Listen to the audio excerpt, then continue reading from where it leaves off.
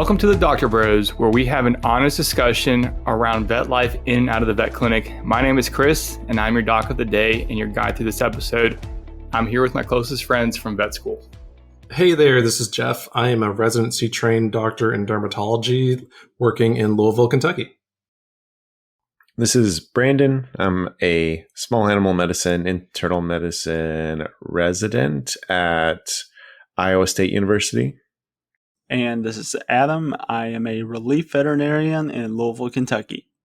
And this is Chris again. I'm your doc of the day, and I'm a GP in North Carolina. Today's topic is actually a series on the trials and tribulations of vet school. Before we get started on that, we're going to open up with an icebreaker. And the icebreaker is, which Hogwarts house do you belong in and why? JT? Yes, so this is a very good question for me. I have done much research, and I also did the Pottermore thingy. As a Ravenclaw, I don't know if I got in for smarts or whatever, but definitely I am clever, so that is where I belong. A man's greatest that is not how it goes. Wit beyond measure is man's greatest treasure. Thank you so much. I'll jump in here. It's Brandon. I also did the Pottermore test, and I got Gryffindor. I felt like that was pretty fitting overall. I guess the way I see it, it's kind of like it's like the last option available after going through all the options. So like for me, I didn't really expect to be in Ravenclaw. I feel like I'm not quite smart enough for that, but I'll work hard enough just to do what I need to do to get the job done. Hufflepuff, I'll be honest, I still don't really understand what Hufflepuff's all about. I don't know if anyone really does. Y'all can probably help me out there. Hold on, this is Adam. I gotta jump in here. I also did Pottermore, and it's funny you say that because I was Hufflepuff. Okay. And I actually was just now Googling Hufflepuff traits because I had no idea what I was gonna say in regards to how I relate to that house. But let me read off here some traits that we see: a strong sense of justice, loyalty, patience, prosperity, hard work. So, I think those are some words that pretty accurately describe me. So, we'll go with that. I think that's fair. Here's some of those things. At least a couple. It's just, not I feel like prosperity. Hufflepuff always gets a bad rap. They always get a bad rap. But no one has loyalty. No one hates Hufflepuff though. Like they're just exactly. They're just like everyone. We're like Switzerland. Yeah. Yeah, that's good. I mean, they're just they're chill. I don't think that anyone has any problem with Hufflepuff. Well, what do you, we Chris? love everyone. So I took Pottermore twice, like years apart, and I got Gryffindor and then Ravenclaw. So take that for what it is. One of us. Chris, you're definitely Gryffindor. I think I'm more Gryffindor. I think I get Gryffindor vibes from Chris. Yeah, I'm not. I don't know if I'd. Wow. I think I would piss off too many Ravenclaws. You did. Good. Stay out. So today's topic is actually a series on the trials and tribulations of vet school. So kind of going through each year of vet school and kind of what we learned and what we would say that we would do differently or could have done better. So question for everyone. So prior to vet school, did everyone work? What did you do before that first year of vet school? So this is Adam. Prior to my first year of vet school, I was working in a clinic as a veterinary assistant, trying to get some experience, but also trying to make a little bit of money because I was moving several states over. So trying to get some last minute, knowledge in the field and a little bit more experience, and also trying to save up a little bit of money just to try and be prepared to start our journey at vet school. This is Jeff. I did a similar thing, worked at my hometown GP clinic. I worked partially in the boarding facility because I didn't technically have like a veterinary assistant position open. And then I kind of transitioned over there or spent time over there when I had free time. So I did lots of boarding and cleaning up and the daycare side. And then I got to work in the kind of like as a veterinary assistant, kind of part-time between those two positions. And this is Brandon. I was in a unique position, I think, because where I lived in undergrad, I also lived during vet school. So I didn't have some of the stress that you guys have moving. But for me, I was just shadowing in a clinic. In hindsight, I really wish that I had like actually worked and been doing more like technical skills. But mostly just shadowing at that time. And yeah, I kind of, this is Chris again, I kind of did the same thing working through the summer. I actually was a lifeguard and then also was doing tech work. So I would be a tech in the morning and then I'd lifeguard in the afternoon, just because that worked out for me. Overachiever. I actually just got paid more as a lifeguard than I did as a tech assistant. Oh, no. I had been at that position for quite a while. So I already had accrued a higher pay raise at that point, since it was a government job. So it was just easier to get a pay raise. I'd been working there since high school. So that's kind of why I just stayed there for so long, because it paid better. But I wanted the experience. Like Brandon said, I wanted to get some technical skills, which I did get that summer prior towards vet school. I know we don't have anyone here that did this, but I know Tuskegee is in a little bit of a different situation where they actually have a summer program prior to vet school to kind of help you kind of get ready for vet school. Do you think you guys were ready for vet school when you got here, just from the sheer amount of classes that we were taking and just the caseload? Do you guys think we were ready for it, or were you prepared for it? So this is Adam. In terms of going to vet school, I mean, it's one of those things, like a lot of things in life, you can only prepare so much for until you're actually there and doing it. Obviously you have a lot of background in academics coming from high school and then college. So you kind of know the general day-to-day of that. Obviously, vet school is a lot more rigorous in the academic area. But, you at least know a little bit of what you're getting into in that regard and kind of the routine of your day-to-day with classes. In terms of the field itself, I think a lot of us did get some experience from working or volunteering at clinics and getting some experience that way. But again, it's one of those things you can prepare as much as you can, but nothing fully prepares you for what it's like walking in on that first day, which is a pretty intimidating but a pretty amazing experience. Yeah, this is Brandon. I just remember being stressed out of my mind, I think, on the first day, because you're like, no. That's how I am for a lot of things. That's how I was when I started residency and internship. So it's just me, but it's a big change. And, we got our schedules, early on, and it's just like, holy crap, I'm taking this many classes. I took the average number of classes in undergrad. And vet school definitely steps it up. I will say, as far as like the classes we were taking, a lot of it is like more like clinical science and like basic like science, anatomy, physiology, understanding the basics of like the body. So that kind of stuff, I had gotten a little taste of it in undergrad. And I felt pretty good with that transition in general, but it's a big deal changing from undergrad to vet school. This is Jeff. I was absolutely not prepared.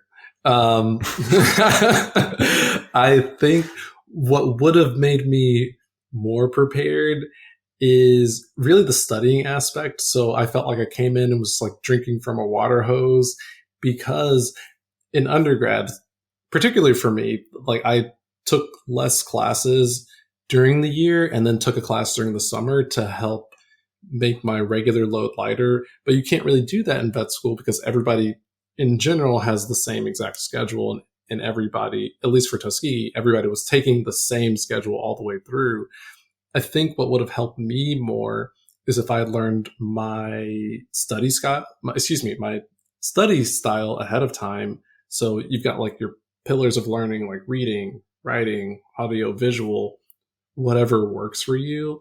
I learned that fourth year studying for the NAVLE, they kind of encourage us to do a personality quiz to figure out your study style. If I had known that first year, I think I would have done a lot better because I happen to be more audio visual, and I would have used more YouTube videos, more recordings of classes, less, I guess, working against the grain. I was trying to do a lot of reading, but I really don't like reading that much. So I should have used books more as a helpful additive to my studying rather than trying to focus on it because I was so unfocused with my study style. And I think that really hurt how I approached first year. Yeah, and I couldn't agree more with learning your style of learning JT to get ready for school. I had that revelation in my sophomore year of undergrad is when I realized I didn't know how to study just from, I'm just assuming the rest of you guys, high school, like you kind of studied a little bit, but it was just like whatever. And then sophomore year came around for me in college and I was like, I don't know how to really study. And that's where I kind of figured out when my style of studying. So it definitely does help out to do that. I think my undergrad in particular was good at preparing you for vet school because they had, it was known for their program for their undergrads getting into vet school.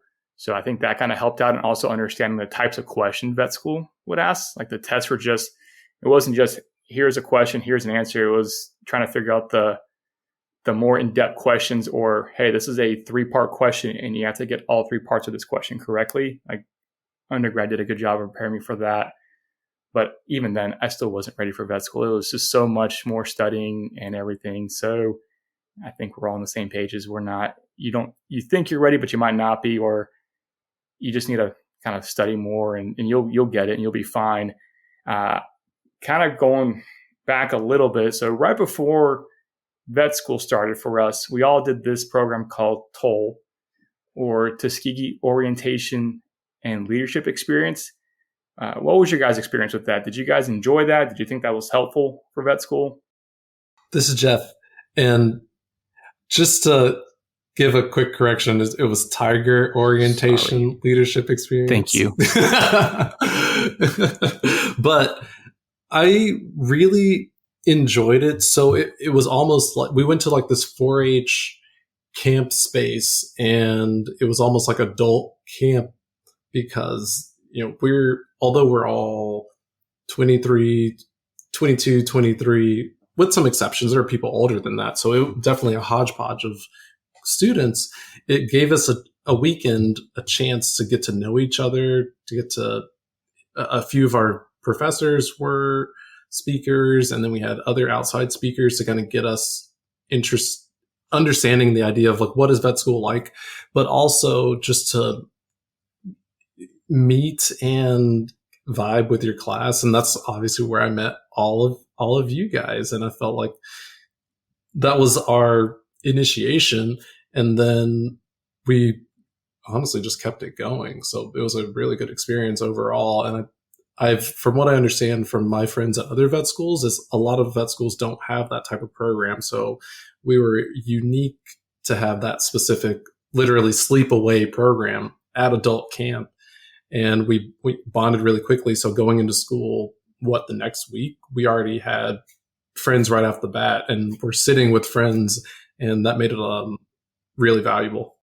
This is Adam. Just to piggyback off of that, I agree entirely with everything Jeff said. But again, I think the biggest advantage is you're coming into a situation at vet school where you're meeting people from all over the country, people you've never met before.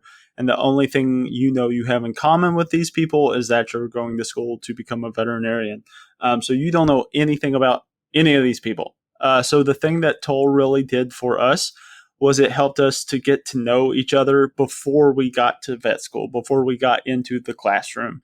So we were able to build those bonds and build those friendships and build those connections before we were even in the classroom. So then when that time came to where we were in the classroom, you didn't have the additive pressure of not only paying attention, learning in class, learning the material, and also trying to form social connections. Those social connections were already formed, so we could take a lot more of that energy and focus on our studies and focus on what we're learning in the classroom. And then not only that, when it comes time to, go back and study, you already have some friends to go study with. You already have some people to talk about the material in class with. So I think that was the biggest benefit of TOL, is already forming those social connections and having those social connections. And therefore, when class finally started, that took some of the pressure off trying to get to know your peers, and you can put a lot more effort into learning the course material. Yeah, I totally agree. It's Brandon again.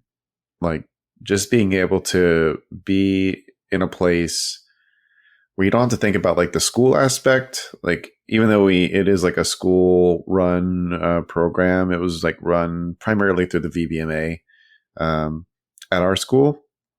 And like, you're not doing any coursework. You're not talking about like topics related to classwork. It is just solely like getting to know your classmates, kind of just getting prepared to like embark on the journey of that school itself, and just making, good friends from the get-go. I mean, the thing that I think is so beneficial for it was like, not everyone gets along with every single person in vet school, but at the end of the day, like, it did feel like we were a family, like, at the end of it. And I think we carried that through the entire 4 years being there. We continue to do that today, even.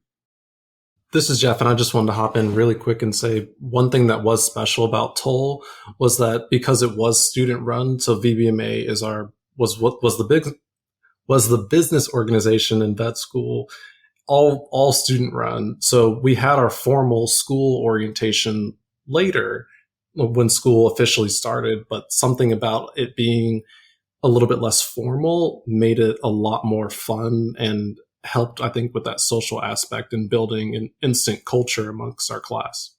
Yeah, I agree with all of you. I think TOL was awesome. It was amazing. I had a great time at it. It was what everything you guys said. I mean, that's literally us out on the bus back from TOL with Brandon, and we just hung out and talked. And I think we talked about Auburn football, as I'm going to assume is what we were talking about stuff. Probably. Just because I did enjoy football, and I still do enjoy football. So kind of going from first year, what would something that you do now, looking back on it, which you do differently if you could do it all over again? This is Jeff. And one thing that was really big that I could have done better my first year was I was terrible at anatomy. So full disclosure, anatomy for me, I almost failed that class. Like, it literally came down to like the last test. And I learned from that experience in order to do better. But what would have helped me is my study style, of course, was completely wrong, and also not spending enough time down in our anatomy lab. So I wish I had gone down in more, because it was available after hours, and looked more at the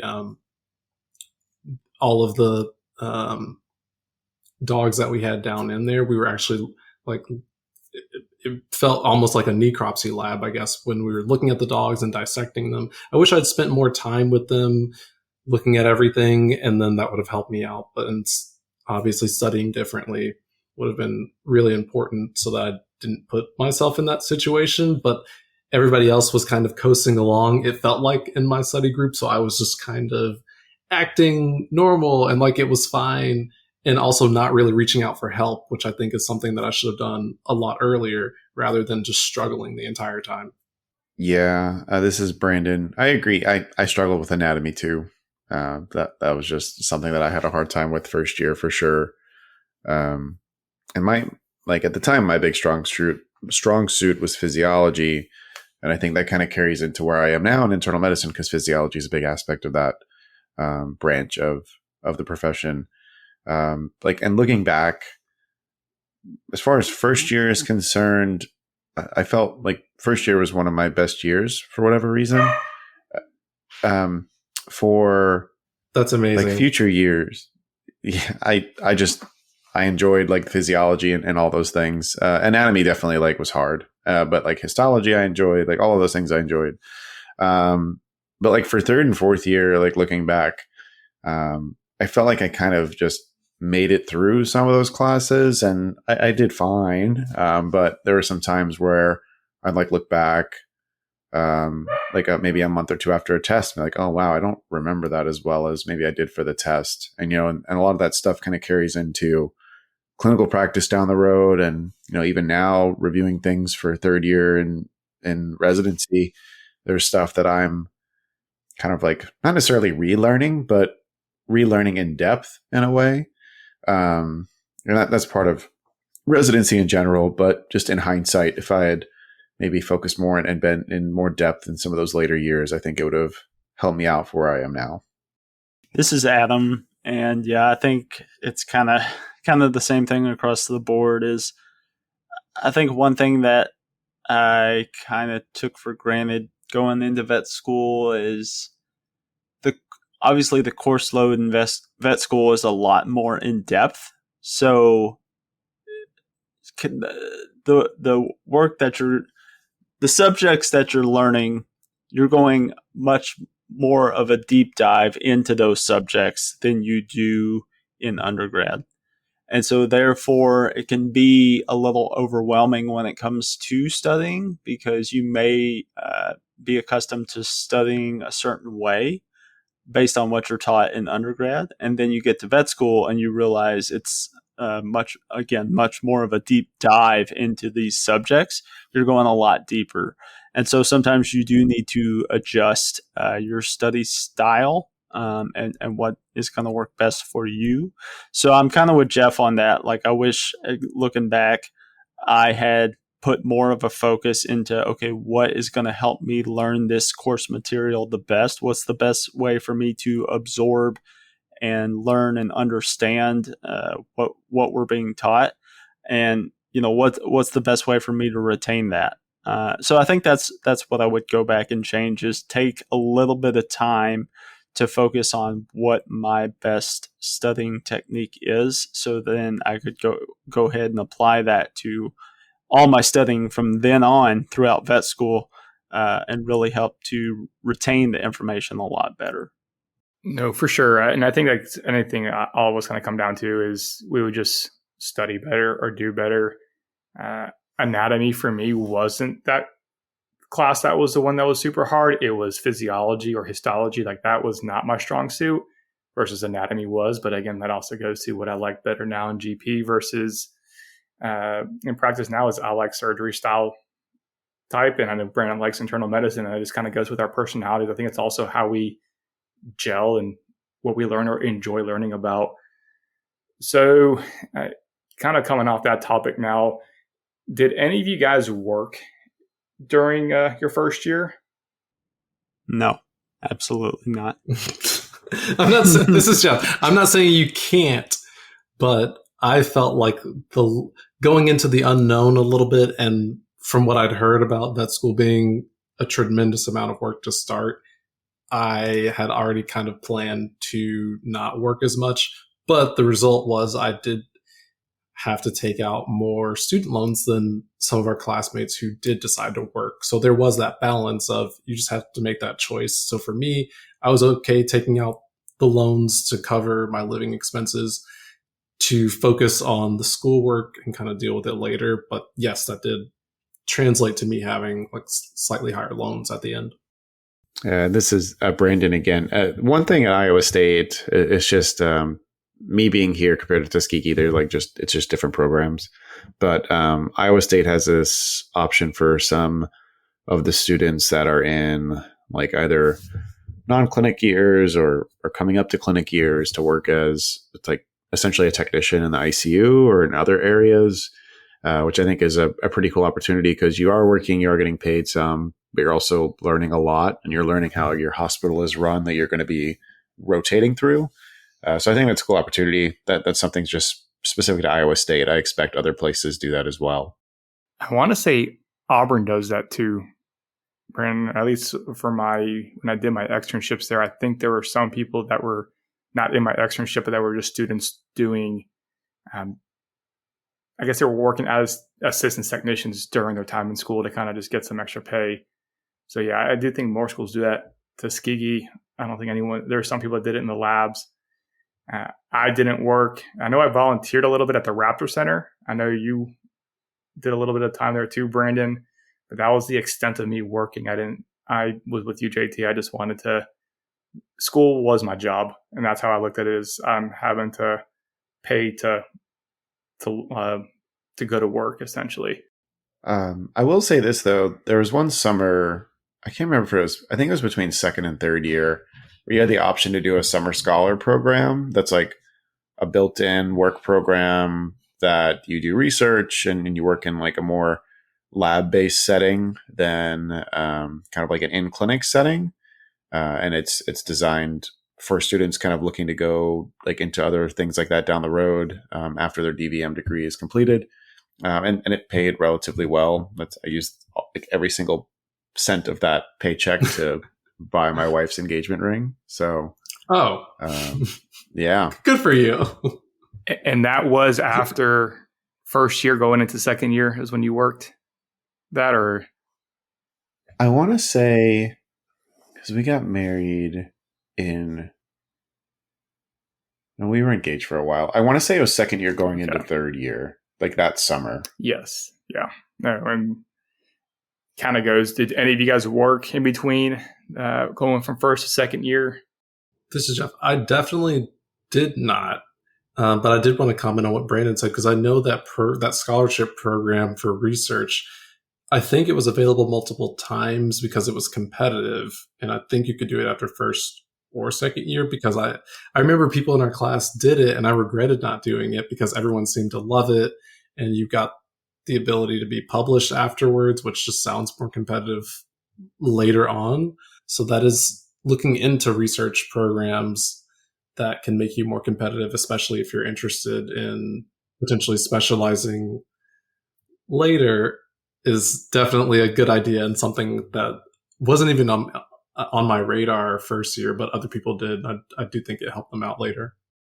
Yeah, one of the papers that one of the projects I was on later got published, and I was like authored on that paper, like in some little part of it, as a very small contributing person at the time. Nice. Sure. So yeah, it's smart. So that's awesome. I worked going back to that other question, is I did work from first year going to the second year. But I didn't work as much during that time frame. But I would say if I had to do it again, I wouldn't work. I would do what Adam did, and I would just kind of hang out and enjoy my summer, because it is going to be one of the last probably summers you'll have to enjoy if you can do it. So ominous. Yes. Unfortunately. It's the truth, though. So before you start working, and it also just depends on where you're at in your life at that. I know we all kind of went straight through school. It didn't have any downtime at all. We went from high school to undergrad to vet school. Yeah. One other thing I was just going to mention is, if you do feel like you have to work, or if you need to make ends meet, or whatever your situation is, there were programs, especially during summer, where you could work as an extern and make money if you had to. And that was at different clinics.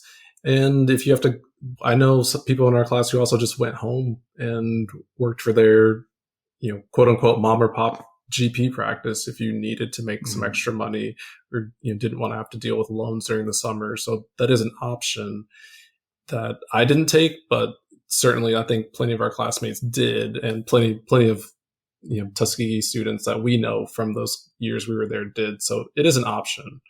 No, for sure. Well, to kind of wrap up this episode, we're going to go from not still in the vet field a little bit, but how many pets do you guys have? I don't think we've talked about this yet. So let's go with JT. Me, I have, just one right now. His name is Renly. He is technically, we do not know what breed he is. My guess is he's some kind of boxer mix thing, maybe some other stuff mixed in. Who knows? That one student from the class below us found walking on the streets, but I love him. He's 100 pounds of love. He gives a lot of side eye, but is really quite a good dog. And Adam and I used to be roommates, and so I felt like we shared him a lot, and it was really nice.